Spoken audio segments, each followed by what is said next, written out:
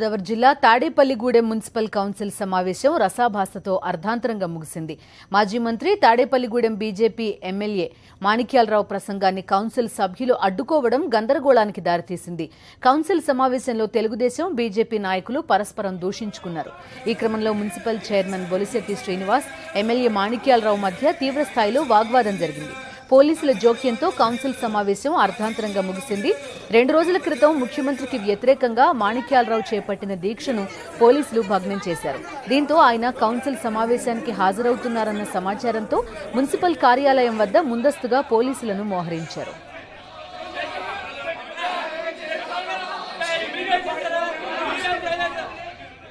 Municipal సమావేశంలో జరిగిన ఈ రసాభాసకు సంబంధించి మరిన్ని వివరాలు అందించడానికి మా కరెస్పాండెంట్ వినాయక్ ఉన్నారు. వినాయక్, చెప్పండి, ఎలాంటి వాగ్వాదం జరిగింది, ఇద్దరి మధ్య డీటెయిల్స్ ఏంటి? మొదటి నుంచి కూడా ఇక్కడ బీజేపీ ఎమ్మెల్యే మాణిక్యాలరావుకు అదేవిధంగా తెలుగుదేశం పార్టీ నేతల మధ్య పసుకట్లేదు అనేది ఎప్పటి నుంచో జరుగుతున్న వ్యవహారంగా చెప్పుకోవాలి. ఈ నేపథ్యంలోనే ఇటీవల జరిగిన పరిణామాల నేపథ్యంలో ఈ రోజు మున్సిపల్ కౌన్సిల్ సమావేశానికి ఎమ్మెల్యే హోదాలో మాణిక్యాలరావు హాజరైన సమయంలో ఆయన ఎమ్మెల్యే హోదాలో మాట్లాడుతుండగానే వెంటనే మున్సిపల్ చైర్మన్ బొలిశెట్టి శ్రీనివాస్ అడ్డుకోవడం, ఆ తర్వాత ఒకరి మీద ఒకరు దూషించుకోవడం తోటి ఒక తీవ్ర స్థాయిలో ఉద్రిక్తత ఏర్పడిందని చెప్పుకోవాలి.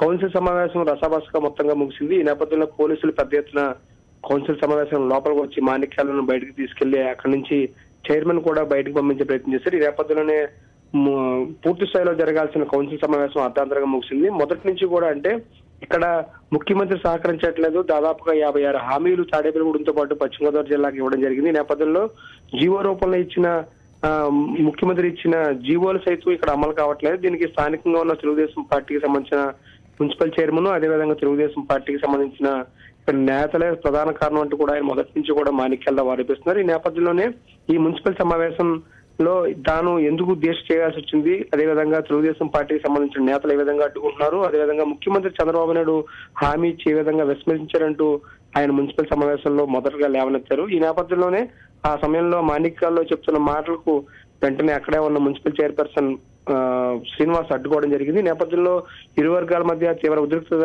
అదేవిధంగా వాగ్వాదాలు చోటు చేసుకుంటే పోలీసులు జోక్యం చేసుకుని ఇరు వర్గాలను కూడా శాంతింప చేయడంతో పాటు అక్కడి నుంచి పంపించి వేశారు. ఈ నేపథ్యంలో మున్సిపల్ కౌన్సిల్ సభ్యులు కూడా ఒక్క స్థాయిలో మాణిక్యాల మీద విరుచుకుపడడం జరిగింది. ఈ నేపథ్యంలో పూర్తి స్థాయిలో ఉధృతంగా ఏర్పడడంతో కౌన్సిల్ సమావేశాన్ని వాయిదా వేయడం జరిగింది. అర్ధాంతరం ముగిసిన తర్వాత ఒకరి మీద ఒకరు బయటకు వచ్చిన తర్వాత కూడా డౌన్ అంటూ టీడీపీ డౌన్, అదేవిధంగా బీజేపీ డౌన్ అంటూ ఒకరి మీద ఒకరు దూసుకు వెళ్లే ప్రయత్నం కూడా చేయడంతో పోలీసులు పెద్ద ఎత్తున ఈ ప్రాంతంలో మోహరించడం జరిగింది. రైట్ వినాయక్.